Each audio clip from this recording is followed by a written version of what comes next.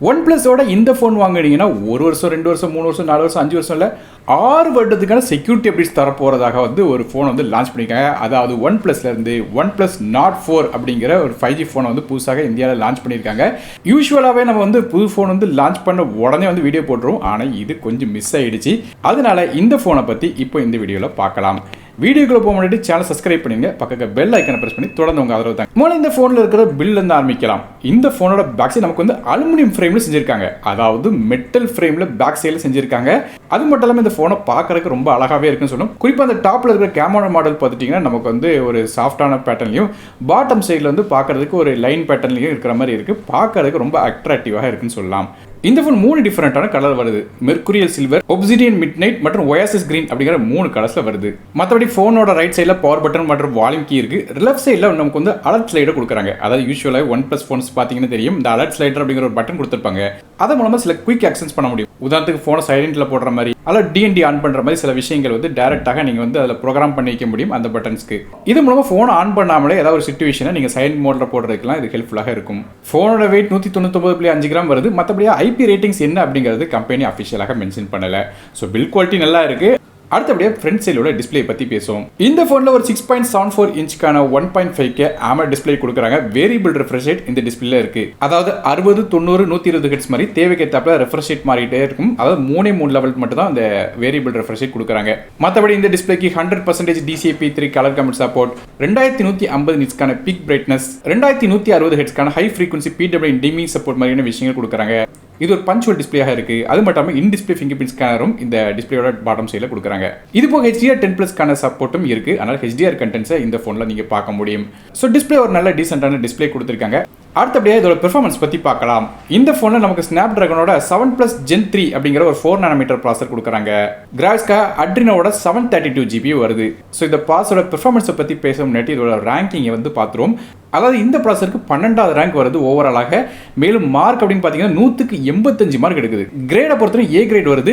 So ஒரு higher and mid range சிப்செட்டாக இந்த phone வருது. அதனால பெர்ஃபார்மன்ஸ் எப்படின்னு கேட்டிங்கன்னா கிட்டத்தட்ட ஃப்ளாக்ஷிப் நிகரான பெர்ஃபார்மன்ஸ் கிடைக்கும். அதனால ஆப்ஸ் ரன் பண்ணலாம், மல்டி டாஸ்கிங் ரன் பண்ணலாம். கேம்ஸ் அப்படின்னு பார்க்கும்போது நமக்கு எவ்வளோக்குள்ள ஹெவியான கேம்ஸ் விளாண்டாலும் சரி கண்டிப்பாக இதில் ப்ளே பண்ண முடியும்.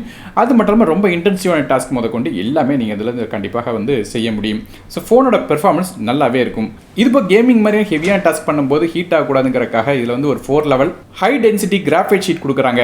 இது போல் 17,900 மில்லிமீட்டர் ஸ்கொயருக்கான ஒரு ஸ்டீல் வேப்பர் சேம்பரும் கொடுக்குறாங்க. ஆனால் ஃபோன் அந்த அளவுக்கு ஹீட் ஆகாதுன்னு சொல்லி எதிர்பார்க்கலாம் ஹெவியான டாஸ்க் பண்ணாலும்.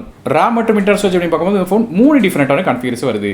8GB RAM with 120GB storage, 8GB RAM 2GB storage மற்றும் 12GB RAM 2GB ஸ்டோரேஜ் அப்படிங்கிற 3 கான்ஃபிகரேஷன் வருது. RAM வெர்ஷன் LPDDR5X RAM பயன்படுத்துறாங்க. அதாவது ஹை எண்ட் ஃபோனில் யூஸ் பண்ணக்கூடிய RAM வெர்ஷன் தான் இதில் கொடுத்துருக்காங்க. அதனால நல்ல ஒரு ஃபாஸ்டான ப்ராசஸிங் ஸ்பீட்ல இருந்து கிடைக்கும். மற்றபடி ஸ்டோரேஜில் மட்டும் ஒரு வித்தியாசம் இருக்கு. 120GB வெர்ஷன் வாங்கினீங்கன்னா நமக்கு UFS 3.1 தான் கொடுக்குறாங்க. அதே நமக்கு 2GB ஸ்டோரேஜ் வெர்ஷன் வாங்கினீங்கன்னா UFS 4.0 கொடுக்குறாங்க. அதனால இந்த ஃபோன் வாங்கும்போது கண்டிப்பாக 2GB ஸ்டோரேஜ் வாங்குங்க. கண்டிப்பாக அதில் வித்தியாசம் உங்களுக்கு தெரியும். ஸோ 120GB ஸ்டோரேஜ் வாங்கினீங்கன்னா கண்டிப்பாக கொஞ்சம் ரீடிங் மற்றும் ரைட்டிங் ஸ்பீட் கொஞ்சம் கம்மியாக இருக்கும். இந்த ஃபோனுக்கு டியூல் சிம் சப்போர்ட் இருக்கு. ஆனால் மைக்ரோ SD கார்டுக்கான சப்போர்ட் கிடையாது. மற்றபடி இந்த phone Android 14 OSல Oxygen OS 14 interface run ஆகுது.